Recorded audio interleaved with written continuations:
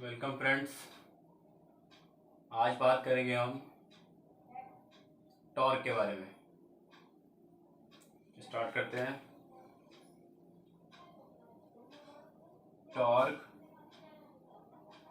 Torque होता क्या, इसके बारे में बात करेंगे। किसी यूनिफॉर्म इलेक्ट्रिक फील्ड में रखेंगे और एक्सप्रेशन निकालेंगे टॉर्क का। Torque on a dipole in a uniform electric field.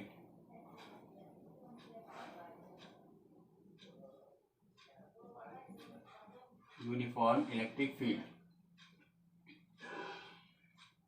सबसे पहले एक यूनिफॉर्म इलेक्ट्रिक फील्ड, ये आपका यूनिफॉर्म इलेक्ट्रिक फील्ड के लिए इक्वल इक्वल डिस्टेंस पे equal line. This is uniform electric field.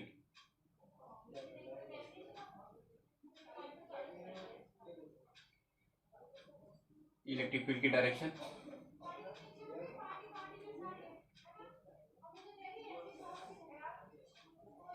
अब इसमें एक डाइपोल रखेंगे जो इलेक्ट्रिक फील्ड से थीटा एंगल पर होगा।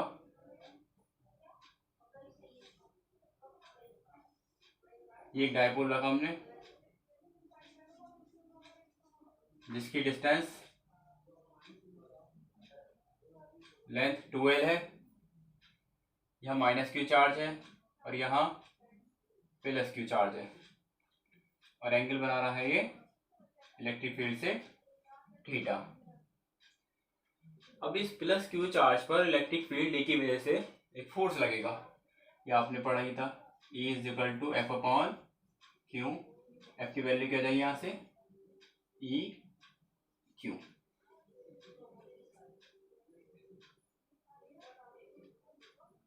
तो यहाँ एक इस पे फोर्स लगेगा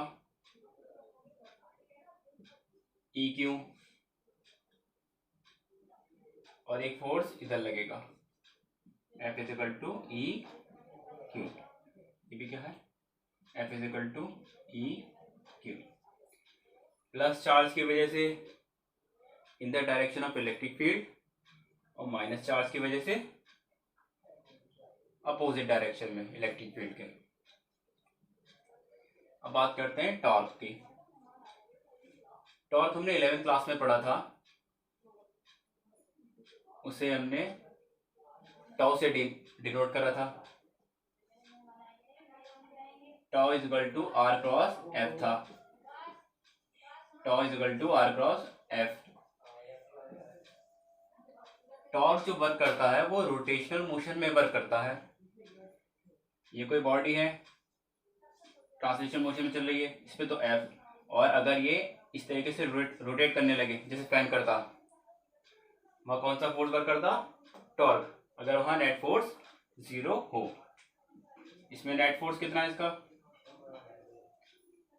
प्लस का ई क्यू और ये माइनस का ई क्यू। तो नेट फोर्स कितना, नेट फोर्स ऑन डाइपोल कितना है, 0।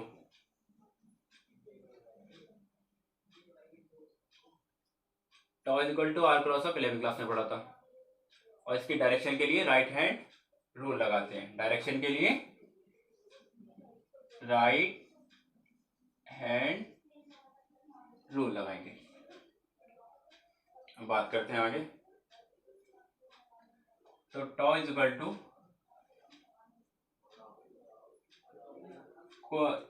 कोई सा भी एक फोर्स ले लेंगे,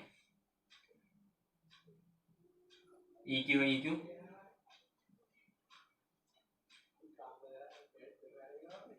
टॉर्क जनरेट कब होता है, जब two equal force, two equal and opposite force along the axis ना हो। इनके बीच ये आपका ई क्यू लग रहा है, ये भी आपका ई क्यू लग रहा है, इनके बीच क्या थोड़ी सी डिस्टेंस हो।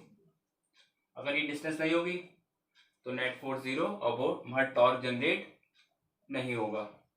टॉर्क जनरेट करना तो इन दोनों के बीच थोड़ी सी डिस्टेंस होनी चाहिए। जो यहाँ आपको शो हो रही है।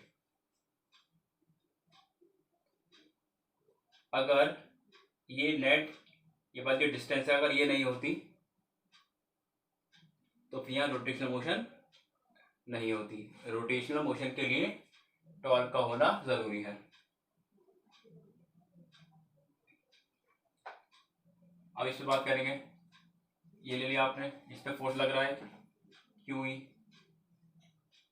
जो 11th क्लास में बात करता है डिस्टेंस थी और उसमें जो फोर्स लगा था उसकी मल्टीप्लाई, इसमें क्यू ई और दोनों ये जो फोर्स लग रहा है इनके बीच की परपेंडिकुलर डिस्टेंस से मल्टीप्लाई कर देंगे। परपेंडिकुलर डिस्टेंस कौन सी, ये आ रही है, ये वाली डिस्टेंस। ये डिस्टेंस कितने निकालेंगे, ये कैसे निकालेंगे, लिखेंगे sine theta equal to perpendicular upon hypotenuse. Perpendicular कितना, नाम दे दो इसे, ये परपेंडिकुलर डिस्टेंस है A B C, B C upon A C hypo, sine theta is equal to B C ऐसे, और ए सी कितना है 12। तो बी सी परपेंडिकुलर डिस्टेंस कितने है 12 साइन थीटा, तो इसमें कर देंगे multiply 12 sine theta. Tau is equal to 2QL, E sine theta हमने एक साथ ले लिया, 2L तो है ये, क्यू इसके साथ ले लिया 2QL, और ये डाइपोल मूवमेंट होता है आपको पता ही है। 2QL की जगह क्या लिख देंगे P ई साइन थीटा। ये आपका है टॉर्क इन स्केलर फॉर्म। इसकी वेक्टर फॉर्म की बात करें तो tau is equal to P cross E, ये आपकी वेक्टर फॉर्म,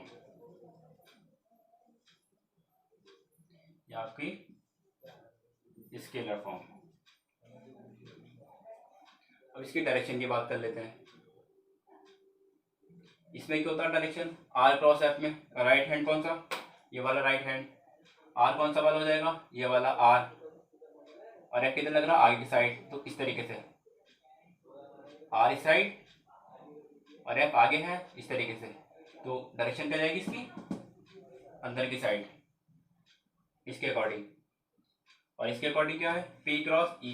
पी कौन सा डाइपोल मूवमेंट पी, इसकी डायरेक्शन क्या होती है डाइपोल मूवमेंट की -2 plus charge dipole movement P, और इलेक्ट्रिक फील्ड किस डायरेक्शन में उस डायरेक्शन में, तो पी ऐसे और ये कहाँ है आगे की साइड, इस तरीके से फोल्ड कर देंगे। अब भी कहाँ जा रहा है अंदर की साइड, तो डायरेक्शन किसे देंगे राइट हैंड रूल से।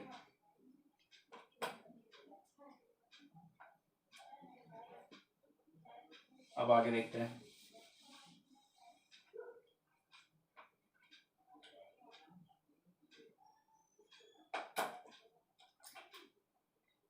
अब इसे हमने एग्जांपल ले रहे हैं दूसरा।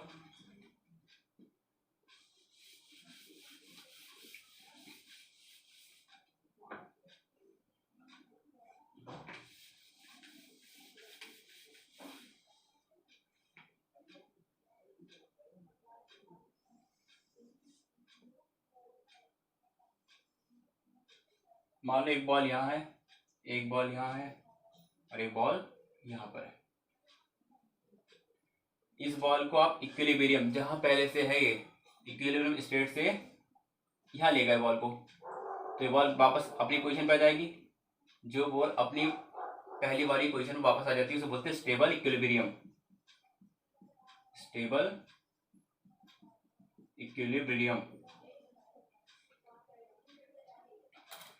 और जो बॉल थोड़ा सा अपनी इनिशियल पोजीशन से हटाने पर वापस वहां पर नहीं आया अपनी पहली वाली पोजीशन पर, तो उसे क्या बोलते हैं अनस्टेबल इक्विलिब्रियम। जो बॉल जहां पर है उसे थोड़ा सा आगे मूव कर दिया तो वहीं रुक जाए, उसे बोलते हैं नॉर्मल इक्विलिब्रियम।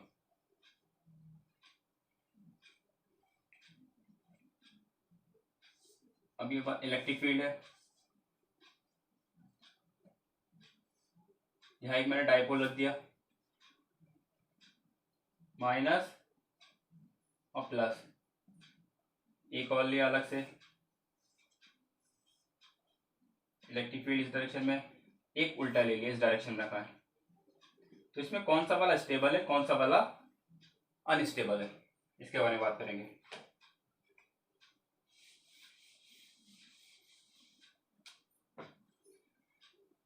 स्टेबल अनस्टेबल के बारे में कैसे बात करेंगे। ये कहता है tau equal to p sine theta, इसकी थी स्केलर फॉर्म। ये स्टेबल है या नहीं है, इसे अपनी इनिशियल पोजीशन थोड़ा सा मूव कर देंगे। इसे मान लो मैंने थोड़ा सा ऐसे इस फॉर्म में कर दिया,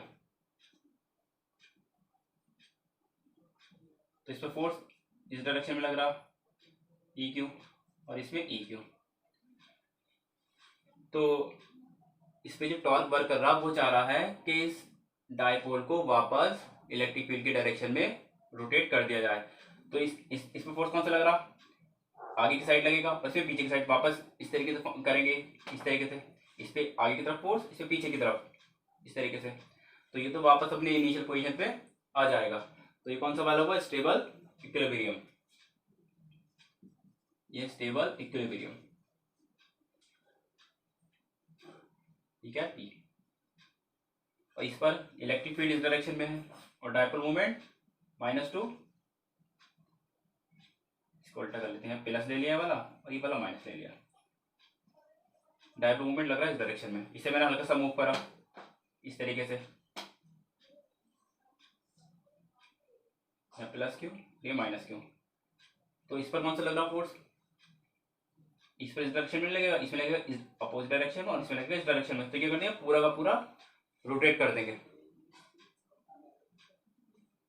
ये दोबारा समझ लो, यहाँ नीचे वाला ये मैंने रखा है डायपोल मोमेंट, पहले इधर माइनस क्यू प्लस क्यू था, इसमें opposite plus Q to minus Q.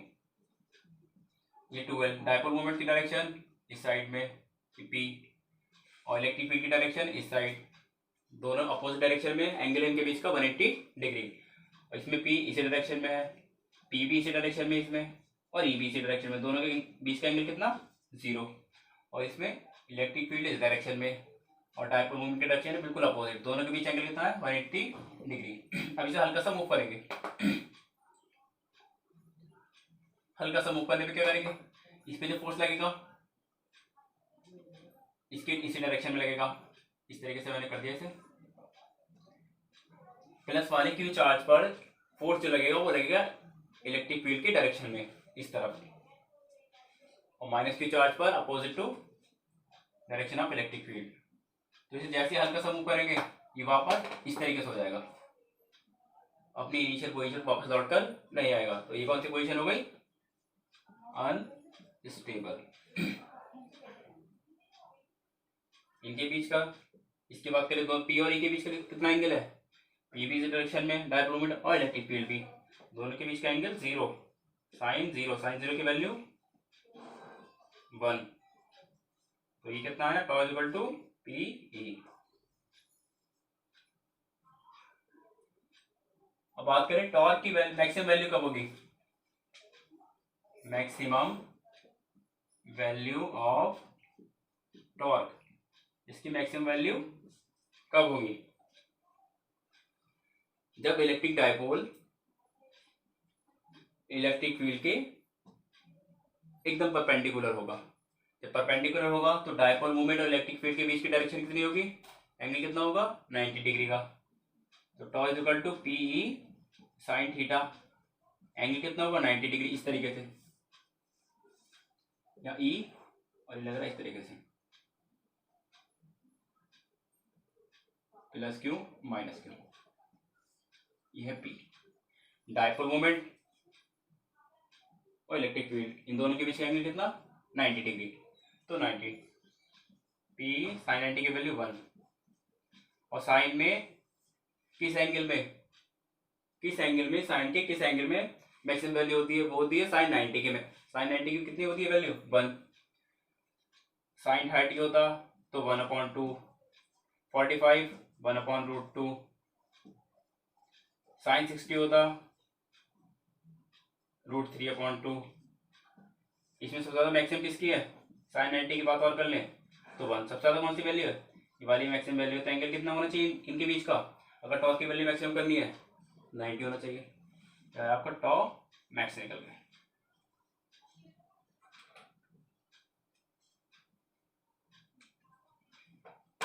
बाकी ऐसे ही रोकेंगे।